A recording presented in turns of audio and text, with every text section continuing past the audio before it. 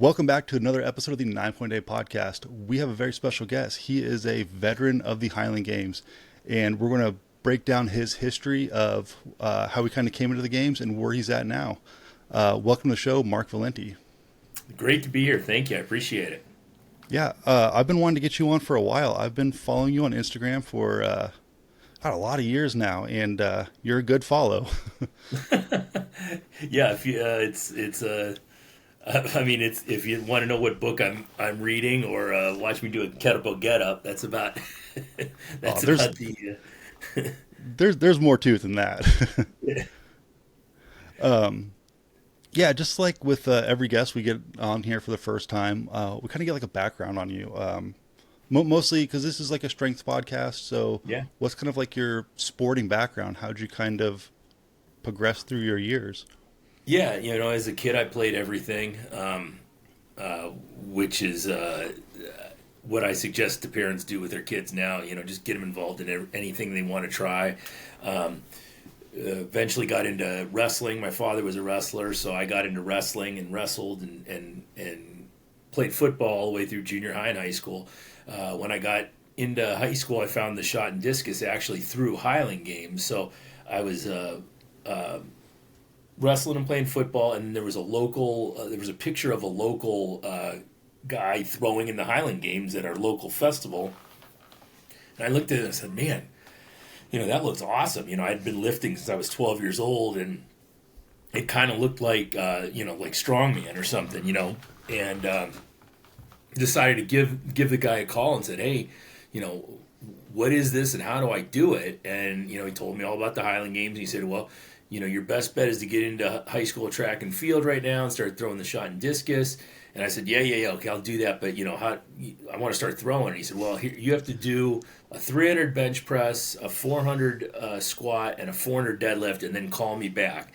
I was like, all right. So, I wasn't anywhere near any of those numbers. So I hung up on him. 3 months later, I called him back and I said, I hit all those numbers. Let's go. And so, like the next weekend, I was out in the field trying to, throw a 56 for distance, which was, I was like 175 pounds at the time. Yeah. So, but that got me into track and field, and I didn't have much coaching, but I had an old football coach show me a basic glide technique, and ended up throwing over 52 feet with just benching and doing pull-ups every day and gliding, and but then I stuck with Highland Games, and when I went to college, I got recruited for football and track by every one of the MAC schools in Michigan State.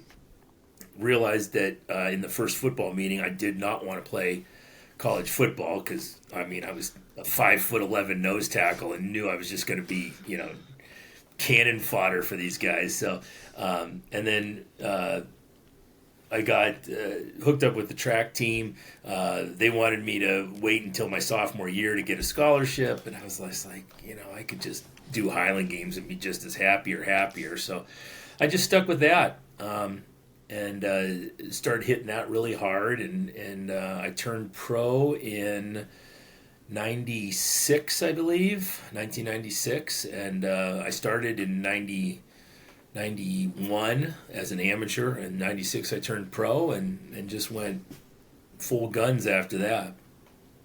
Incredible. So you're one of the rare people who found Highland Games before track and field. Yeah, That just is, from a local newspaper. Yeah. yeah. I've had friends that like they kind of found Highland Games real young, and because there's not much of an outlet for like teenagers to do it. Yeah. So Yeah. like they just got into track and field because they're like, well, I guess I like to throw things, so let's just try that. And Yeah, now I mean, they are I got crushing it. into Highland Games, the same Highland Games track, and I got my driver's license all in the same year, so That's it was awesome. cool.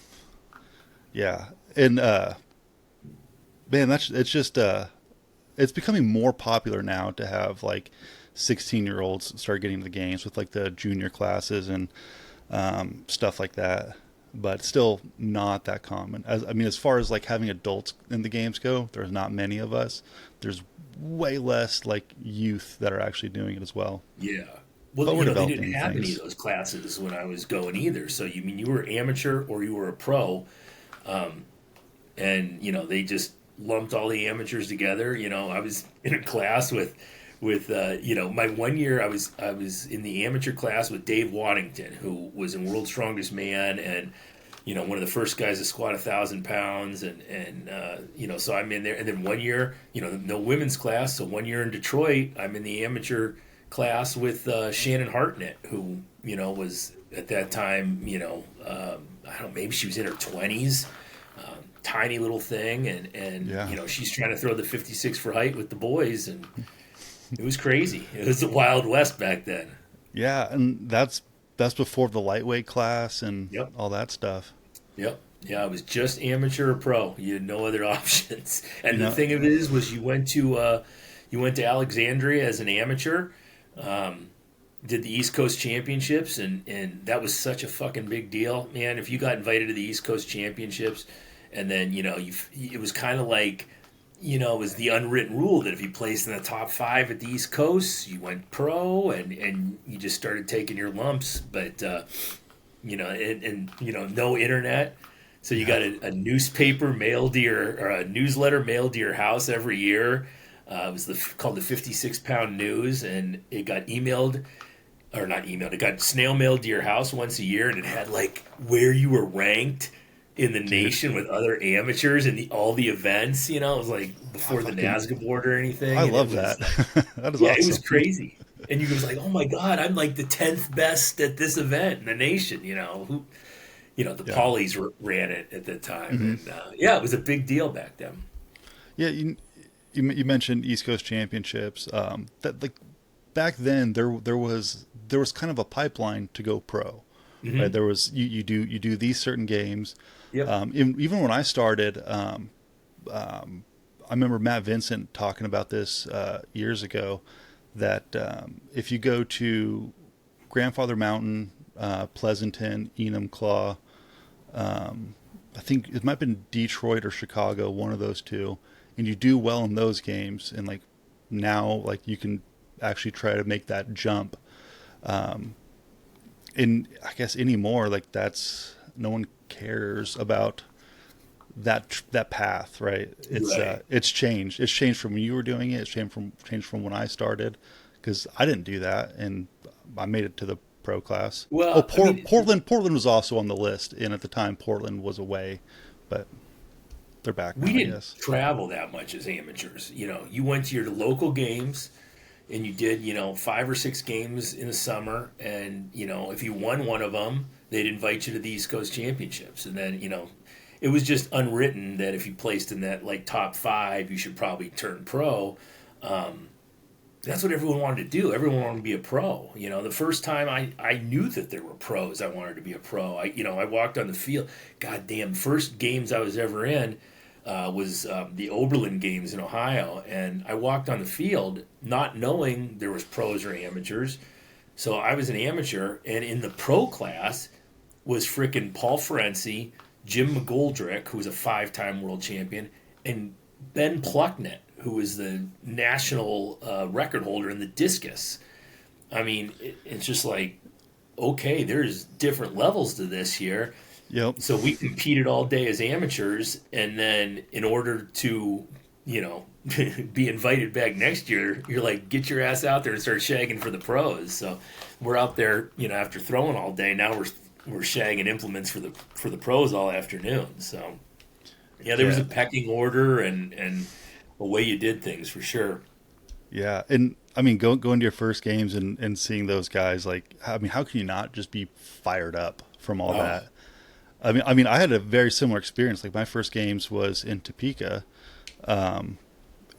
and their pro class was like Spencer Tyler, the Rachette brothers, Andy Vincent, and Chuck Casson, and just behemoths of humans. And I was like, yeah, dude, this is what I want to do. I want to do yeah, this.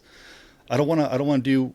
I don't want to try. Like I want to like succeed at this. So yeah, yeah. it's And it awesome. was it was cool. I mean, they were going to pay you, and you get to travel around with your buddies every weekend. And sign me up.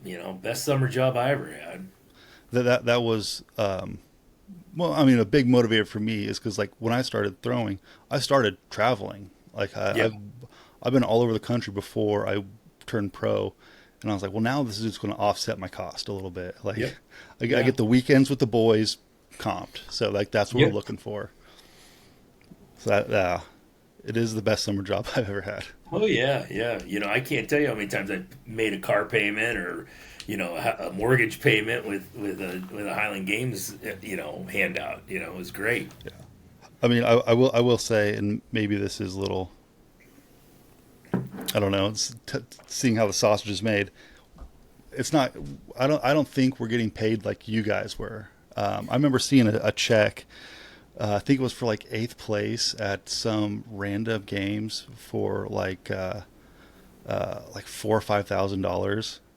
And Yeah, I was like, and I can't remember who was showing me. It might have been Mike Smith who was showing it to me. But I it was love just Mike like, Smith. yeah, yeah, he's got a bigger beard than you. Yeah. I think you guys are just as bald though. We were very adamant about the money, Hmm. and it. I don't think we had like a camaraderie with each other as much as it was almost like a union. It was Hmm. like, oh, you're going to pay this much. We're probably not going to show up for that, and I would not get in my car and drive to a games unless I was making, you know, at least 400 or 500 bucks, and I certainly wasn't flying unless I was in the thousands, and I wasn't, I made Celtic 4 or 5 times, so I was in that top 10, but I wasn't, top tier. I was at the bottom of that top 10, all the time. So it wasn't like I Hmm. was demanding, big monies for me showing up, but that was just the way it is, and we took a lot of pride in not just beating each other, but making more money than each other. So it was, Yeah, it was a big deal to, I made a lot more money than you did today, and rub it in people's faces, and that was a lot of the fun, was just doing that to each other. yeah, yeah. I think just as things change, I don't know, man. There's a lot of talk of getting rid of the pro class altogether and There moving was to back in the day too. They were yeah. Well, always trying they want that. to move to the open model where it's very similar to Scotland. Like you pay to play, you put in your entry fee, and then you have potential to make money, which isn't a bad move. I mean, No. it kind of like You, it definitely gets rid of the term pro. Like yeah. it was a very select. It's a very select group that not everyone is involved in, and then if you open up to everyone, then you just don't have that thing to chase after. You know. Yeah, and there was a lot of pride involved with being able to call yourself a pro, and I mean, I would have no problem with the open class. If you get guys coming in off the street or amateurs, you should be able to beat them. That's your gig. They did that at what was it, Grandfather Mountain, which is, in my opinion, the worst games in the world. But it was you got it was like an open, and they only had money for the first five of places in each event or whatever. But it was like, okay, that's the rules. I showed up for the rules, and I better throw good and make that top five in each event. And I was okay with that as long as I knew the rules ahead of time. I was good, but it was. There was a good source of pride of being able to call yourself a pro, and being able to walk away with some money, and head to the bar afterwards with a wad of cash in your pocket. That was fun. But Yeah, that made for good weekends. A lot of yeah, stories. absolutely, a lot of crazy weekends for sure. Yeah. Yeah. You mentioned like if some guy just shows up and off the street, like you should be able to beat him. Like if you want to consider yourself to be a pro, Yeah, and that's like an attitude that I've had since like I was an amateur, like real early on. That like don't let day one guys beat you. Like yeah, sure, like they're big and strong, they can beat you at WOB, but like they they better not beat you on anything else. Like or if yeah, they threw like track and field in college, like sure they can beat you in stones, but you got them on everything else, and they're yeah. not going to outpoint you for the day. And I think that's I don't know the attitude to have. That's how you don't Well, get. and That's it how you don't kept get beat. it kept a lot of these big name track and field guys out of the sport because they would come in and blast a high 50 stone, but then everything else they took their lumps all day, and they weren't Yeah. they weren't willing to go back to the drawing board, and that kept No. a lot of high level track and field guys out of Highland Games, Especially Ryan Vieira changed the sport because there was a time where you could be a specialist and be good at the weights and stones and kind of limp through the rest of the day. And Ryan came along and was good at everything and just kind of changed the sport as a whole. Where you had to be an all rounder after that. Oh yeah. Yeah. That dude was something else for sure. Yeah. Yeah, he first time I saw him again was in Ohio, and he was I'd never seen any. It's crazy when I got into the sport. I remember the World Championships that year, and I think I saw this in the 56-pound news that got sent to my house that the 56-pound weight throw was won at 36 feet at the World Championships. And so when I came in, that was like the best throwers in the world throwing 36 feet, just under 40 feet. Maybe somebody would hit 40 feet in the weight for distance. And when I left the sport, it was almost 50 feet, So, to Yeah. watch that. And Ryan was a big part of that because he just, there were no barriers. He didn't look at these other pros and say, I guess I'll try to throw 38. He was convinced he could throw 50 feet and with all the weights and he was always in the 40s and 80s with the light weights, and he was always in the mid 50s at the stone, and his hammers were out of this world. I saw him throw over 150 feet with the light hammer, and then then all of a sudden he starts getting good at the caber, and for a while there he was unbeatable in the caber, and when they started, I've never been a fan of the spin and the weight for height, but they started doing that. He said, okay, well, I'll just learn how to do that. And he became one of the best guys at that. So, I mean, there was nothing that guy couldn't do. And there were times toward the end of his career, I remember being in Enumclaw with him, and we're doing the sheaf, and he gets out of his lawn chair and made this noise like he was a dying old man. Like he could barely get out of the chair, and I know how it feels now, like his hip flexors are all tight, and he's like limping over to the sheaf bag, and then he gets up and throws the game's record. And just like, you look like you were going to fall apart from your chair to the bag, and then you throw, he was just an amazing athlete. Yeah. And That was a mind game. He was trying to trip you up. he didn't need to play mind games with me, but it wouldn't have surprised me if he was doing it with other people. But yeah, he was something else. Changed the sport. Yeah, he was one of those guys that I don't, without looking at numbers, like you just don't really see anymore a guy who's crushing like 40 foot, 45 foot in the heavyweight, 80s all day long in the light, and then throwing like 145 light hammers. Like if you scroll through heavy athlete these days and kind of look through it, the hammers and the heavyweight, specifically like light hammer and heavyweight that you guys were throwing back then is, I think you guys were in a different league than what's going on right now.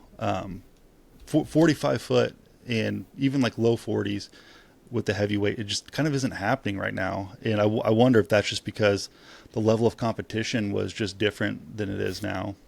My goal was always 40-80 in the weights, 40-80 days, have as many 40-80 days as you could.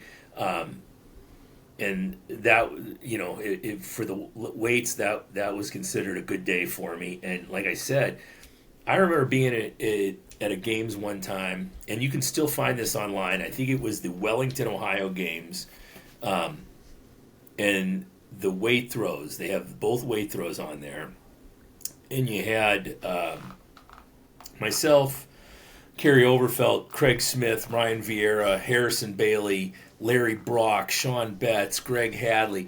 And I remember I think I threw like 41 and 79 and placed third from last. It was just a sick day. And I was okay. I was okay with 41 and 79. And, but, you placed 8th or 7th out of 10, but that's the way it was, Mm-hmm. All those guys were mid 40s, mid 80 throwers, and I think it just, iron sharpens iron. We didn't want to lose. We were all trying to hit those marks, and that just became the standard, is that you threw that far. And I peaked out at 86 and 44 in my weights, and that still wasn't going to do anything at Celtic. They were Right. still going to smash me. Yeah. Do you think it was just like the level of competition, or do you think something else has changed in Highland Games to, I don't want to say lower our numbers, but like I just don't think we're doing that. Because Well, if you look at hammers too, like a 130 hammer throw back in like 2000 to 2010, like that was a given. You're going to throw yeah, like a 130 hammer. Now the pro class is like, that's a really, really, really, really good day for someone to hit 130 yeah. with the light. I honestly think it was just the fact that everybody was doing it. It's just like, when I started, before the internet, when I was, I deadlifted 730. At that time, that was a fantastic deadlift. Now Mm. there's damn near girls who can do that. You start seeing these guys. There was one or two guys in the world deadlifting 900 pounds, but now you get online, you could see a 900-pound deadlift all the time. So I really think that just the the stops that people put on themselves, when you see that people can just, another human being can just do these things, it just brings everybody up and makes them better. And I just think that's what we saw. When Ryan started throwing those big numbers, and then all of a sudden, your Mike Smith come along, or your Dave Barons, and then Larry Brock shows up, and Harrison Bailey, and it brought everybody up to a new level. And who wants to be the guy throwing 68 feet when you've got six guys on the field throwing 86? You feel like you shouldn't even be in the same class, so nobody wants to be that guy. Um, You see, and maybe I think that's it too. Like, if you're the guy who's like throwing like a 66 while everyone else is throwing 80s, um, I don't think I don't think anyone cares as much anymore. They're like, oh well, that's what I throw, and then they move on. I don't think they yeah, feel it. I don't think they feel it down deep like they should. I've said a million times, the only reason I ever did anything athletically was for snatch, scratch, or shame. So it was either to impress a woman, to get money, or because I didn't want to, look like an asshole in front of everybody. And you have to be able. Like, I certainly wasn't going to bring, before I married my wife, I'm sure, I'm not going to bring her to a games if I knew I was going to get beat by 20 feet in an event. It's just, that's not going to happen. Stay at home, honey. So, Yeah, I just tell her better how start good you doing did after. yeah. So yeah, you definitely have to have a little bit of that. Definitely. And we were really good about making you feel like shit if you threw poorly. So Yeah, there was not that there was a camaraderie, but it was a vicious camaraderie where you'd be ridiculed pretty heavily if you weren't up to standards. And yeah, um, I kind of enjoyed that environment, but yeah. I remember hearing this story from Matt Vincent, where like he missed like opening wob at some games, and everyone's just talking shit, just oh hooting yeah, and hollering, and then he misses the second one. Everyone's like, "Oh God!" Like yep. let's just let him go. Like we'll deal with this He later. he did that at Celtic Classic. He Hmm. would have won his first national championships, and he I can't remember what year it was, but he missed his first height, and he was well in the lead, and then he missed his second height, and the pressure, and like they said there, everyone was busting his balls, and second one, everyone kind of shut up because this was. If he wouldn't have been on the verge of winning a national championship, no one would have shut up. They would have egged it Right. on and egged it on. But everyone saw this poor kid dying, and he's sitting right next to me before his third one, and you could just see he was sweating bullets. He was not. His whole world was crumbling. And I felt horrible for the guy, and I was normally one of the guys who would just destroy you. And I just clammed up, and I knew before he got out of his chair that he was done. He wasn't going to hit this height. He One of the few times Matt was a fantastic athlete, but one of the times he got in his own head and got up and missed it, and I ended up losing the national championships and immediately started drinking. Just immediately started pounding beers. And that was a rough day. And his brother was there too. And I remember sitting there with Andy and just been like, God, that's brutal, I mean, but Yeah. we did that to plenty of people. We ruined people on the field. Just they were throwing too well, and we would just find ways to get in their heads. And Yeah, keep trying harder. Yeah. yeah, oh yeah, yeah. We had a guy in Detroit one year, and he came out of nowhere and just started dropping mid-50 stone puts, and everyone was freaking out because all this guy was going to do was screw everybody's game up. And Kerry Overfelt was standing next to me, and he was like, "Man, I don't know where's he getting this from, And I just said, "You want me to ruin him, Kerry?" And Kerry looked at me, and he was like, "Yep, please ruin him." So I walked up to him and I said, "Dude, you look like Adam Nelson when you throw. The way you're whipping that left leg down, like, I don't know what you're doing. It's something I've never seen you do before." And anyone who knows Adam Nelson had this crazy left leg whip that no one else could do. And I said, "You're pulling that left leg in high and whipping it down so hard, and you're just slamming him out there." I said, "You keep doing that, you're going to throw 60 feet today." He got in there, fouled out. All three throws, he fouled out the left sector. And I just walked over, and Kerry said, "Thank you." That was it. But, it was just, that's what we did to each other. You better have an iron trap for a brain, or, because people be throwing that stuff all around. Does your feet feel like you're in lead today? This ground feels super soft. And, somebody would just, take that and kill themselves with it, Yeah. It was just constant, and it was a lot of fun. We just had a lot of fun doing that to each other, and it's unless you were the new guy, and then you weren't ready for it. How many years did you compete as a pro? 17 as a pro, I think. Jesus, Yeah, that's a career right there. yeah. It was a long ride, and man, it was a lot of fun. A lot of fun, a lot of games, and man, you got to see a lot of changes for sure. Lots of changes over the years. Do you have an estimate of how many games you've thrown? Well, it started out, and I don't know how it is today, but it started out when you turned pro. Maybe you got 2 or 3 games, and Jim Pauley, who really helped me out when I was a young pro, gave me the advice, and he said, "Just never turn down the games. If you want to make this as a career where you're making some money," he said, "don't turn down the games, no matter what." Because back then, the athletic directors really appreciated that. If someone dropped out at the last minute and they called you and you went out of your way to show up, they would remember that, and you'd always get an invite back. So, I mean, I can remember getting games. I remember getting games to be in Canada, because I was about 3.5, 4 hours away from Canada, and I'd get a call on Friday afternoon and say, "Hey, so-and-so dropped out. Can you be in Chatham, Ontario, Canada tomorrow?" And I'm like, "Yep, I'll be there." So, like an average season was probably 12 to 15 games, but there were seasons where I got up into the 20s. And it helped at the time because I was in a bad marriage at that time, and I didn't want to be at home, so I was on Found the your road outlet.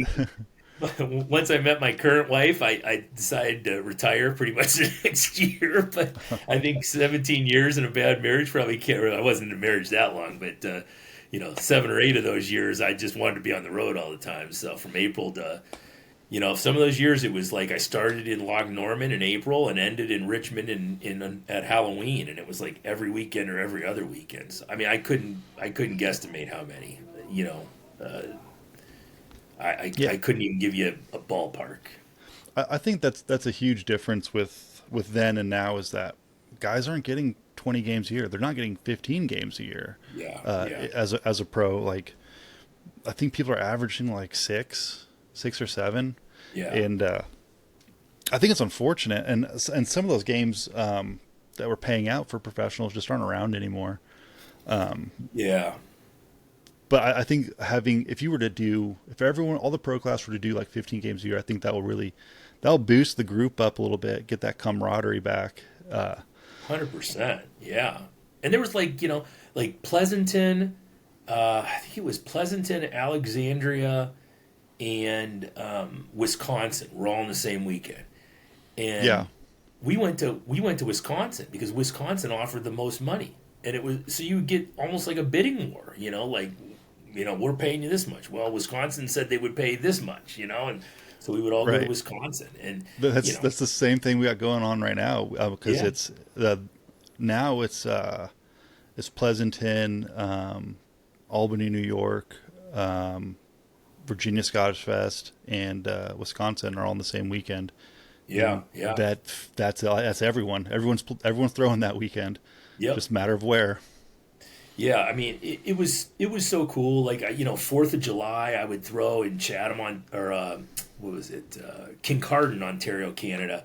I spent a lot of time in Ontario throwing, but you would go up and you would compete in Kincardine, and then it would be Canada Day and 4th of July celebrations. So you'd come down around the lakes, and it would just be fireworks, because I live on the Great Lakes and Lake Erie, and it would just be fireworks the whole trip home, and you know, uh, we would do Stone Mountain, Georgia, and you'd fly out for Oregon and Enumclaw, and Fergus was such an amazing games.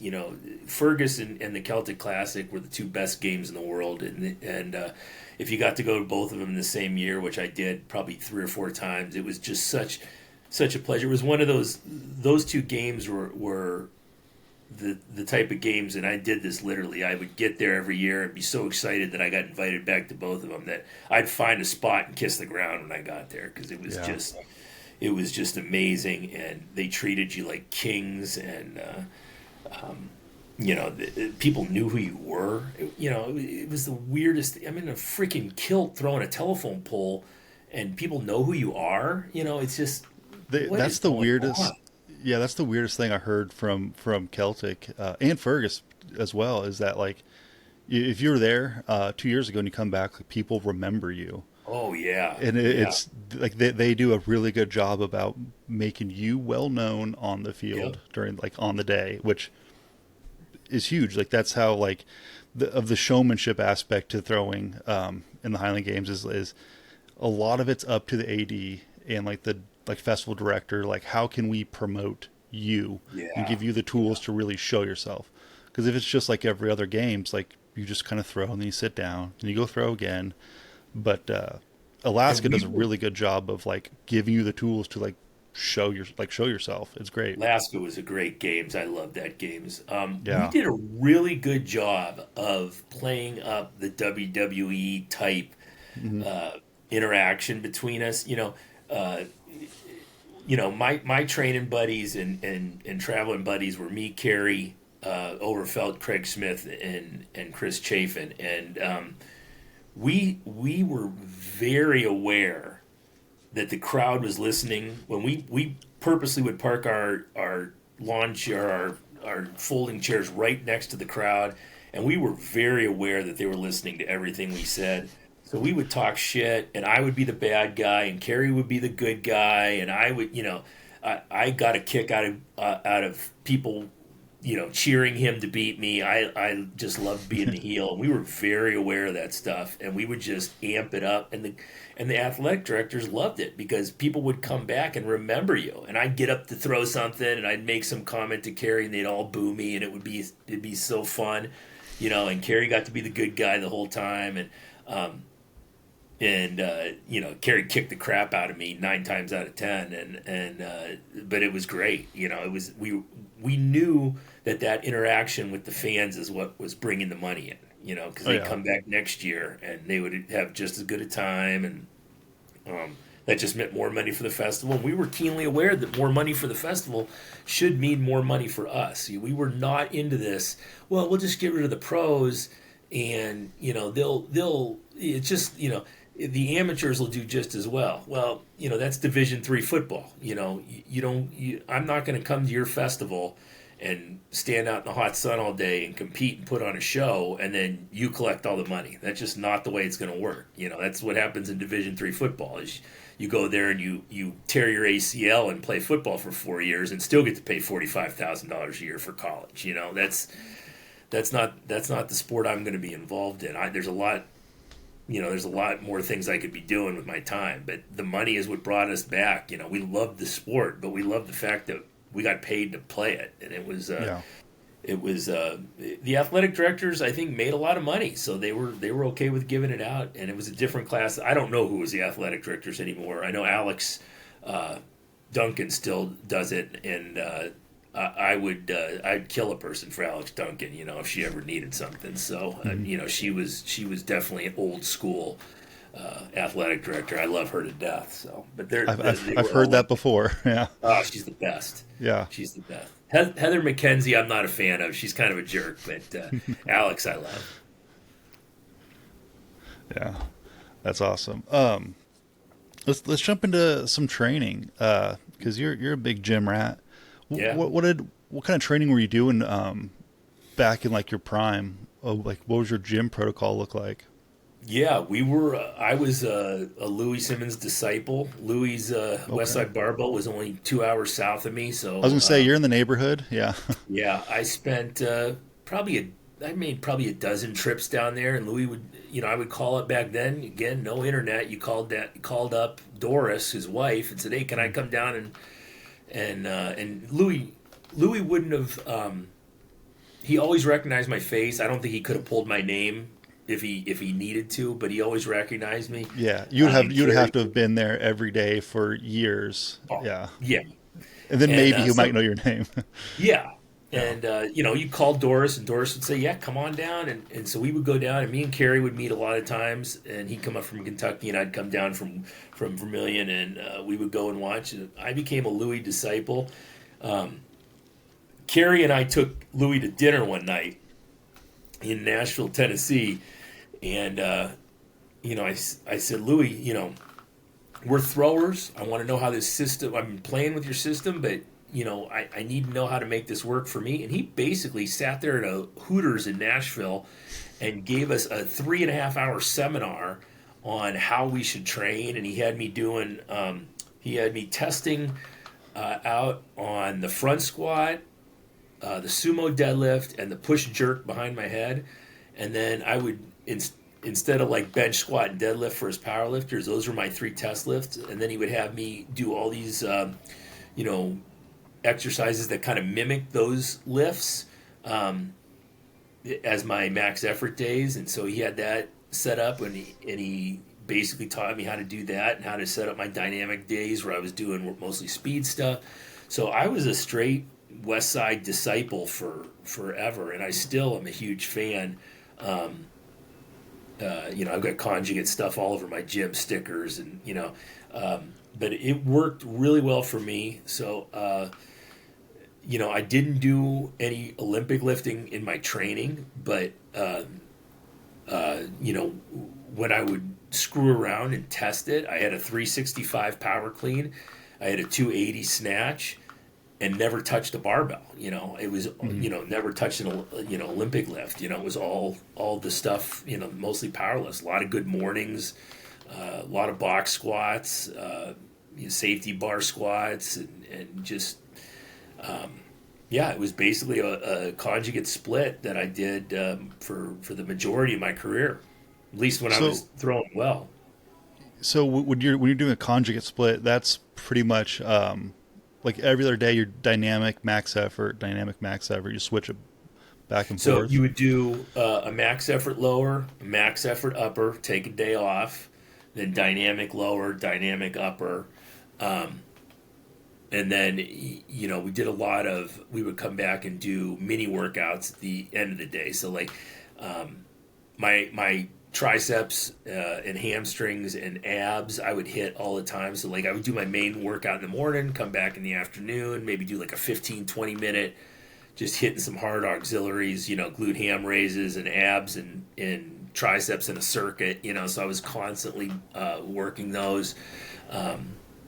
And so, you trained a little bit every day, but your big major days were 4 days a week, two max effort, two dynamics. Did you ever feel like? Did you ever go through phases where you feel like you're just doing too much in the gym? So I was my son is the same way. My son's a thrower at the University of Ashland.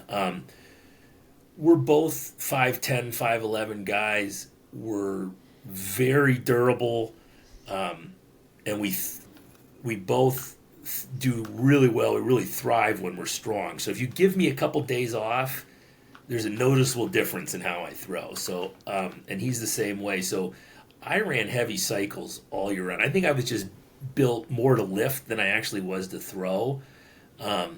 So I never had a problem with overtraining. It's just being very durable. But I never had the athletic ability or the genetic gifts that you want as a thrower. I was short, I was stocky. But yeah, the weightlifting never bothered me. I could definitely see it being a problem for people and trying to add in their throws along with that. But for me, it wasn't that big a deal at all. It was actually a good thing for me. I never got sore, never had a problem like that. So Yeah, I think I'm taking a little bit different approach this year than I normally would. I'm lifting a whole lot less and just throwing a whole lot more. Because I started thinking about it, I'm like, man, like I'm strong enough. I've built myself up to be able to do the things that I do. So I should throw further than I am. So is it because I'm not like, should I be stronger or should I throw better? I'm like, well, I should probably throw better, and that means twice as many reps on every event, like all summer long. That's the way majority of the guys were doing it when I was throwing. Like, Ryan Vera would stop lifting. Which I've heard. Yeah. Yeah. I find that crazy. I could never have done that. I tried it. I would try going, I'll take a week off and I'll feel really good. And I would just be terrible, So, but a lot of the pros did that. They just stopped lifting. Oh, and like I know a lot of guys in Scotland won't lift at all in the summer. Like they'll get in a lift when they can, but Yeah. they're throwing 3 days a week for 3 months. Yeah. And Yeah. you just really don't have time to or the energy to do that. Yeah. Yeah. Yeah, that's more normal what you're talking about doing. It was definitely and probably the right way to go for most people. I think I probably should have been like an Olympic weightlifter or something. Like I was built more to do that than I was to throw. But you got to go with what you're good at. Yeah, with you and kind of not being able to like really back off the gym too much, you feel like kind of flat. Did you ever like have any trouble like peaking like for like games like or like you're going to Celtic, you're going to like build up to a thing? Because every time I've tried to like peak, I the frequency just changes too much, like the volume just drops, and I kind of want that consistent volume. I just adjusted it all like very minor.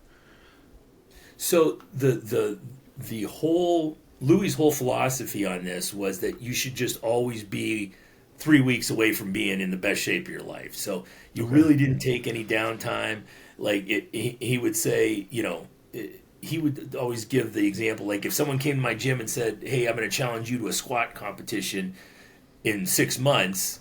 And he would say, well, why not 3 weeks? Let's just go. Let's just do a cycle and go, and it actually works really well for Highland Games because even though, you want to, for me, you obviously want to throw great at Ferguson and Celtic Classic, but I couldn't just go out there and expect to just throw okay and make those games. I had to go out every week and hack away at that top 10.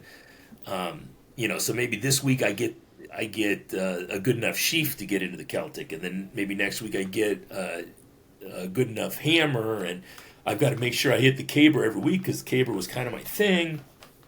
So I had to make sure I got those caber points every week.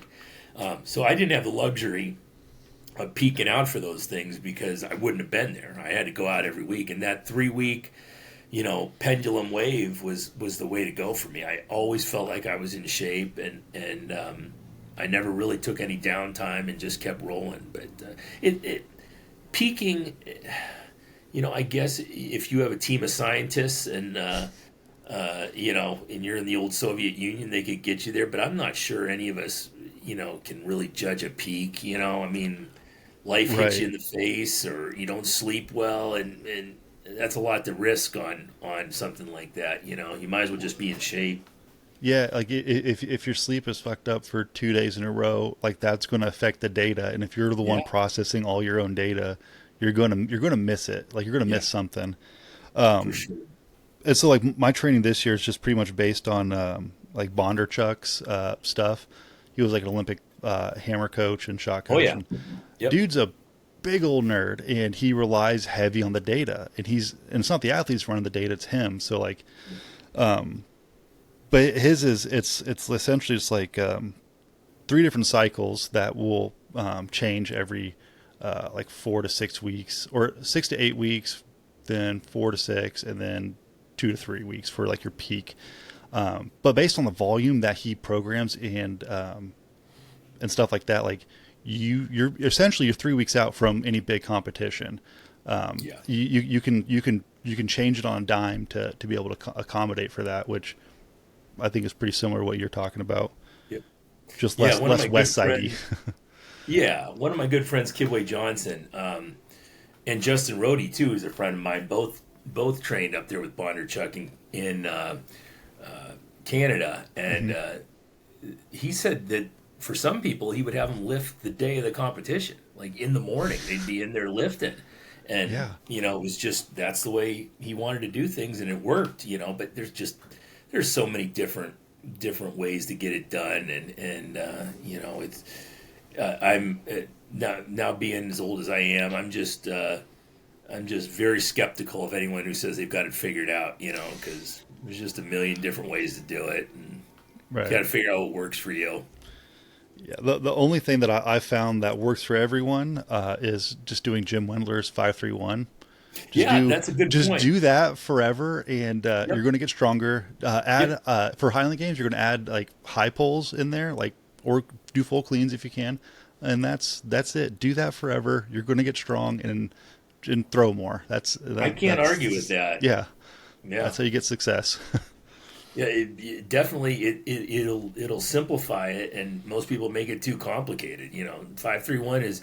Um, I've had a couple good conversations with Jim, and it's it's a great program, and it's something similar to what I was running, uh, in the early '90s when I met Judd Logan. It was similar to what his program was like back then, and it's just a very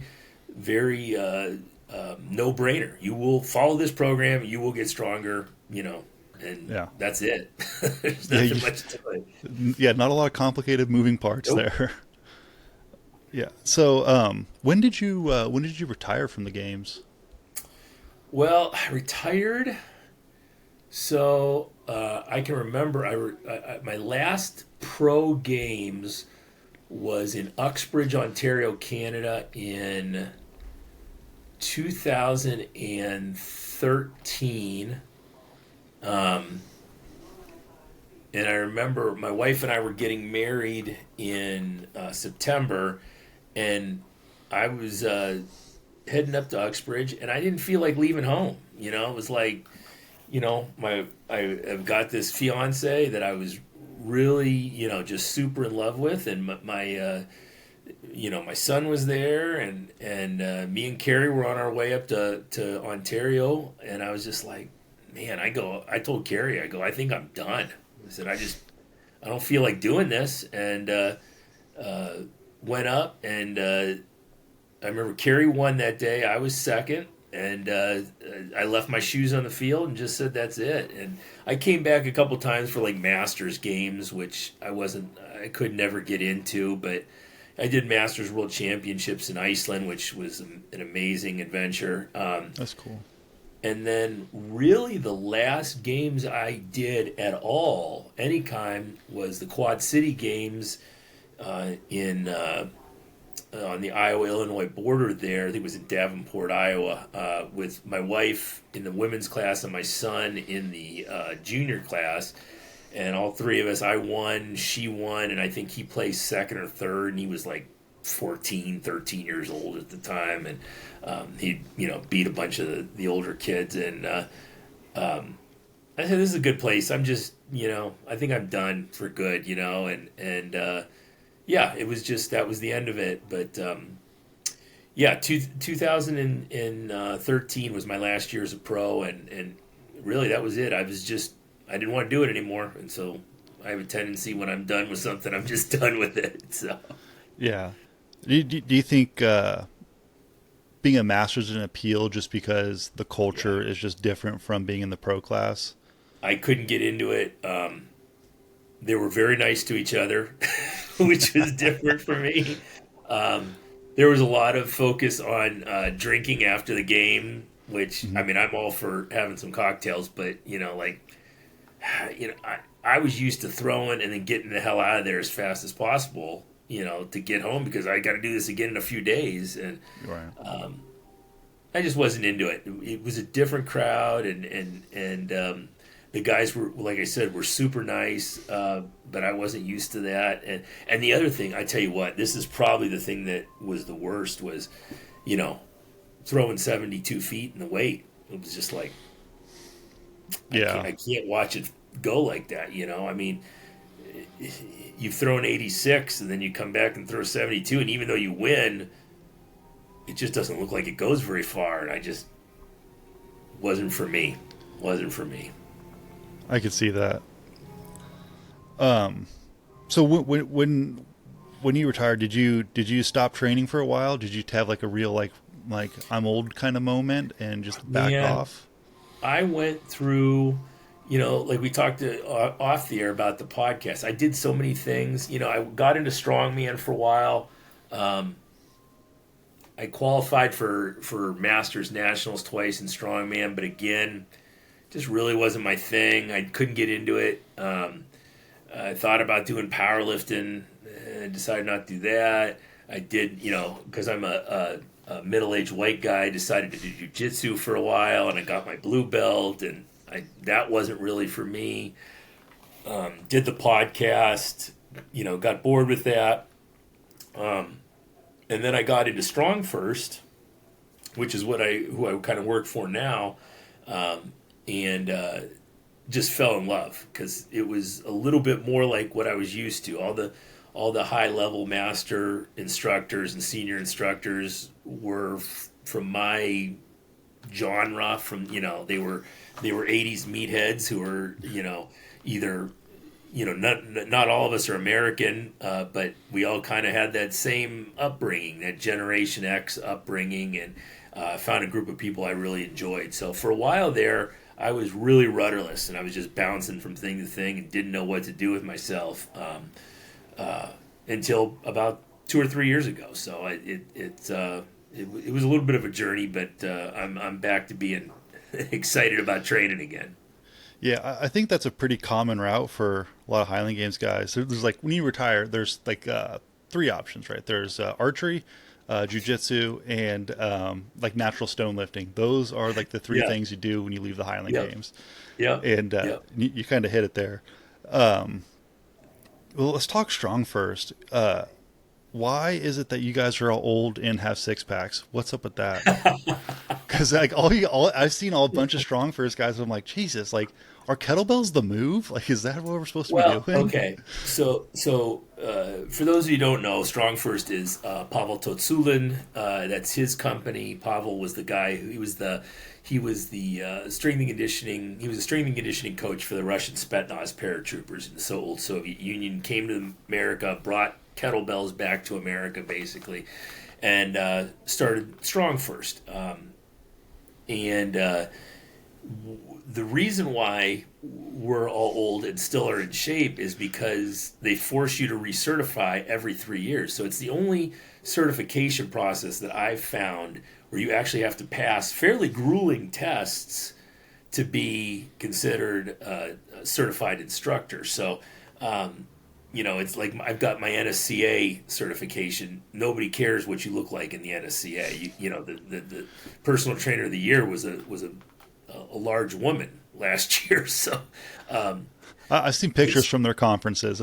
yeah, you go to a StrongFirst event. Like I flew out to Phoenix 2 years ago for year and a half ago to go to Programming Demystified. So it was a get together of StrongFirst instructors, and Pavel and Fabio Zonin were giving a speech or a seminar on programming, and every single person there was in shape, and it's weird because everybody there is jacked, but nobody does any bodybuilding. It's all kettlebells or body weight barbell stuff. But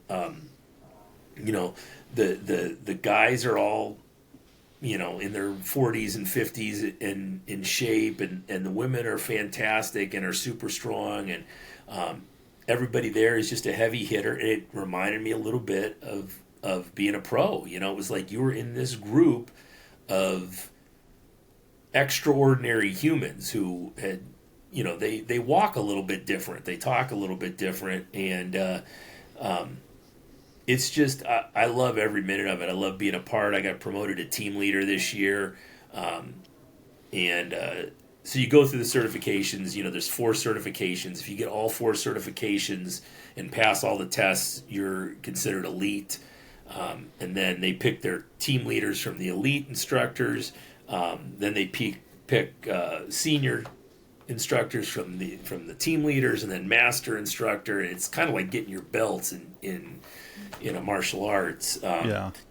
And but there's no chill with these guys. You better be in shape forever and ever and ever, or then you become StrongFirst instructor emeritus, where you were one of those guys at one time, but now you're not testing out anymore. So Yeah. you're still respected, but you're no longer part of the gang. So What's the? I guess I can imagine why you guys all have six packs is just because like they're kettlebells, so like they're not going to beat you into the ground like a heavy squat will. So you could be high frequency, like you could do this stuff every day and it won't kill you. Am I on track with that? yeah, I don't know if it's so much the kettlebell. I mean, like I said, there's 3 modalities: kettlebell, barbell, and body weight. The programming is that most people follow is very very smart, and a lot of it is based. As a young kid, all we wanted to do is find out what the Russians were doing. What were the Russians doing? What were the Russians doing? Well, now we've got an ex-Soviet strength and conditioning coach kind of going through a lot of what they were doing and bringing that to America. And the similar to 531, the programs are very doable. And one of our favorite sayings in StrongFirst is "repeat till strong." These are very minimalist approaches to training, but you just keep doing them over and over and over again until you're strong. And for example, I have done nothing but one-arm kettlebell swings and Turkish get-ups every day. Not every day, but 4 or 5 days a week since early October. And that's all I do. I go down, I get my 100 kettlebell swings in, I get my 10 Turkish get-ups in, and I just keep, when one kettlebell gets light, I go to the next one, and I work with that kettlebell for months at a time, and then I'll jack up to the next set, and it's a very minimalistic, very simple approach to just getting stronger forever. And I think that's the programming is more, why everyone is still in shape in their 40s and 50s, and we talked about me being durable. I have to force myself to take days off just because I know that it'll be better if I do. But you probably could do swings and get ups every day and not have a problem. It's just how good do I want my next session to be? I guess is the reason why I do it. But yeah, I think that's the reason. It's the programming behind it. And I Yeah. always tell people.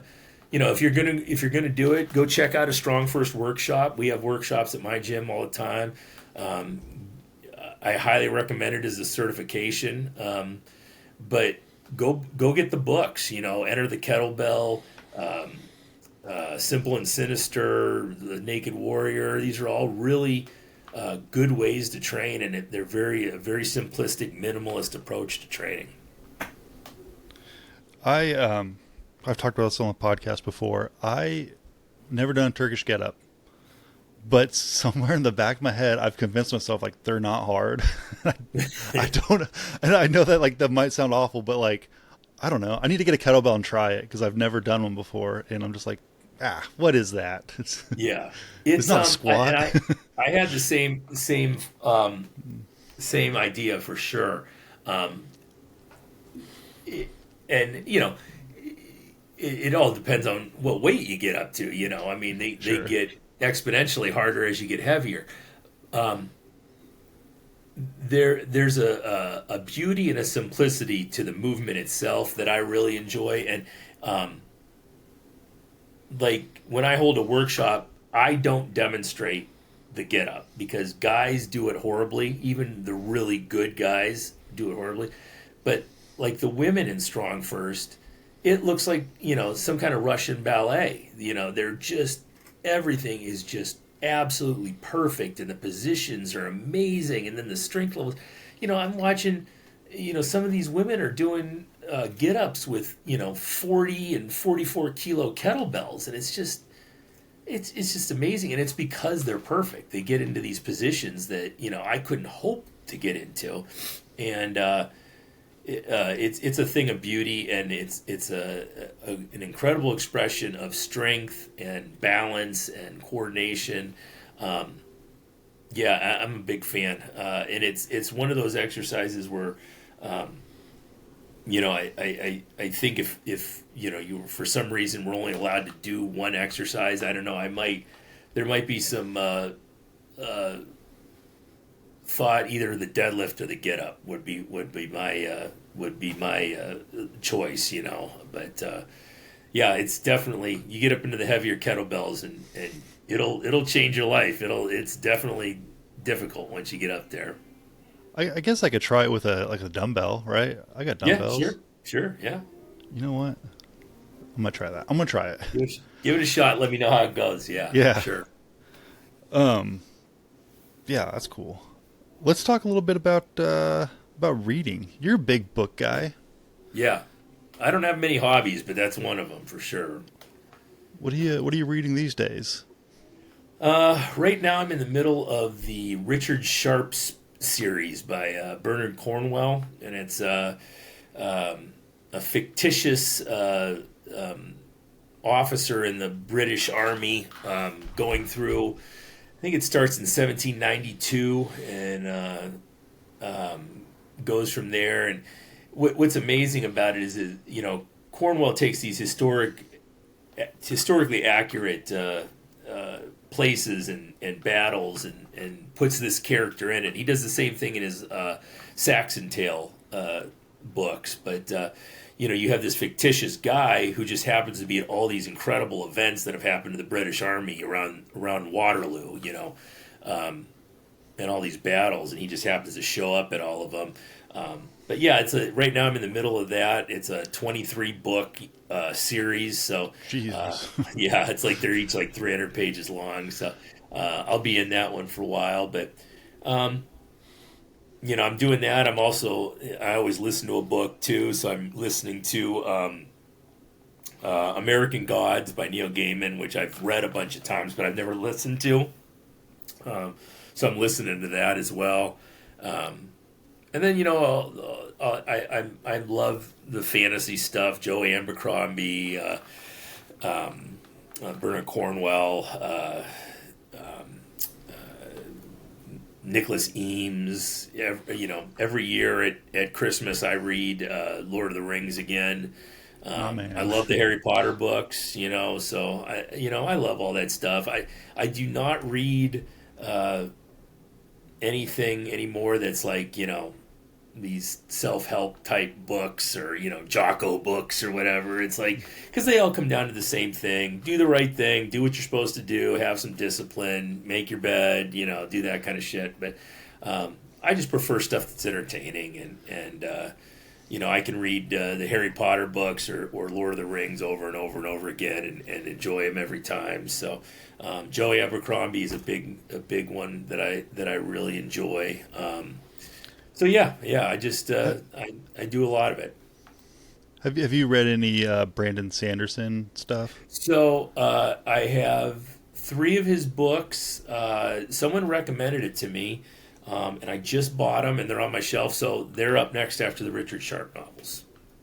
Nice. I haven't gotten into them yet. I'm waiting for the right time. I just need to hear like if they're. Oh, I need to hear from another person that they're good. They're I've heard each like enough. I need to 1,000 hear more. pages long. See, that's I don't know if I'm going to sit and read them because like if it's a thick book and I know it's going to I'm going to be staring at this same stack of pages for a month, Yeah, I might yeah, not start it, but like I could do an audiobook of that. yeah, absolutely. The only thing I when it comes to fantasy that I'm always like hesitant about, like Tolkien, Lord of the Rings is the goat. It's the king. It's the king of Yep. all fantasy. That's what fantasy was based off of. And I just compare everything to that. I tried Yes, reading the Wheel of Time series. I read the first book, and I was like, "Oh, well, it's not Lord of the Rings. They want to be Lord of the Rings, but it's not." I've got And that one in the queue too, but I haven't started it yet. yeah, Joe Abercrombie you might like because it's not necessarily. There's definitely not like orcs or elves or anything like that. Uh, the sorcery part of it is definitely something you probably would consider science, like early science. Um, okay, but they're just brutal books, and I enjoy um, books that give you. And Cornwell was the same way with his Saxon Tales. Like, I was a corrections officer for 19 years, so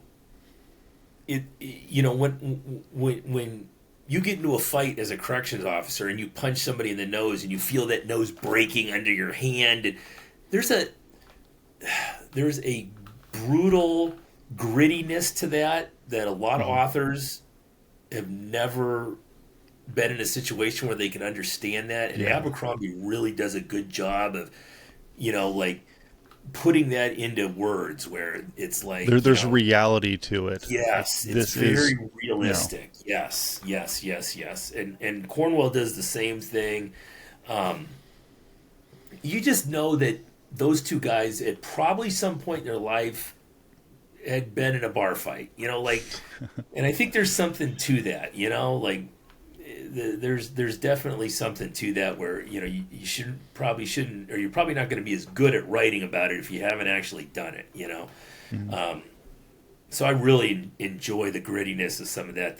When they talk about being in a shield wall and these guys are pissing themselves and you can smell that. I mean, you're not going to see that in a lot of books. Because people are not even going to think about that. Some of Right. these guys in the shield wall were scared to death. Yeah, the fear of death is real. It's Yeah, very real. yeah. So I enjoy that, and those are the kind of books I dig. Yeah. Have you read like any sci-fi like the Red Rising series? Have you dipped into that one? No, I mean I love Dune. I love Dune. Yeah. Dune's And awesome. like, yeah, 2001. But I really haven't. What else have I read? Read a book called Pushing Ice. That Okay. was sci-fi. That was pretty good. Uh, I'm trying to remember. Philip K. Dick, the book he did that later became Blade Runner. I can't remember the name of it. Do digital sheep? It's something about digital sheep. That was a really good one too. But I don't get into sci-fi as much.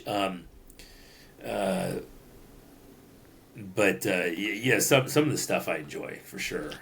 I think when it comes to sci-fi, a lot of that for me is better on film. Like if I can watch it, Yeah, it comes off like I like the Dune book, the first one I read. The other ones I haven't yeah, got into yet. Heard it gets pretty crazy, yeah.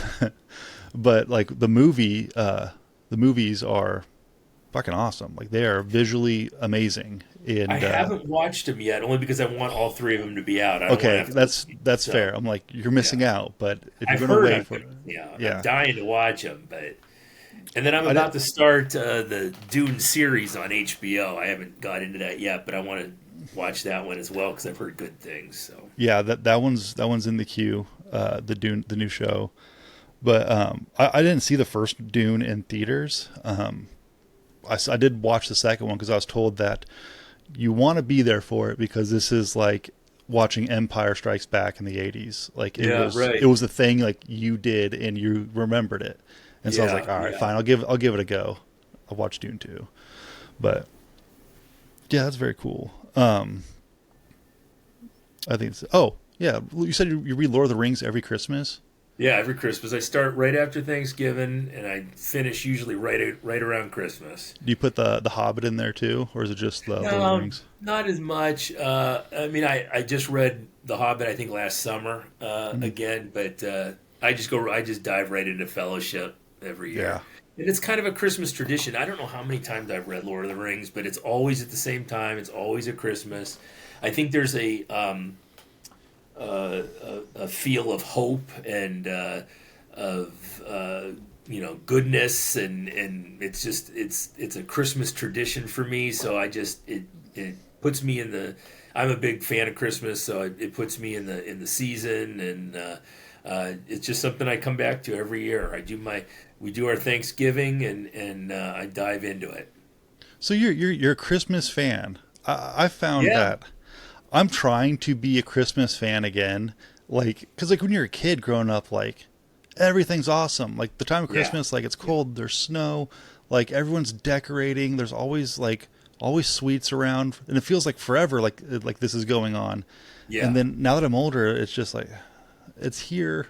I guess I'm We trying to are get back into it. We are definitely more of a Yule family, Okay. and my wife is one of the witchiest people you'd ever want to meet. So she's got the whole Earth Mother thing going on, and she makes it real special. And we enjoy the whole season, and I think we treat it more like Yule than Christmas. I mean, there's feasting and drinking and getting together with people, and not so much the gift giving is just the whole. Uh, so that's kind of the way we treat it. Yeah.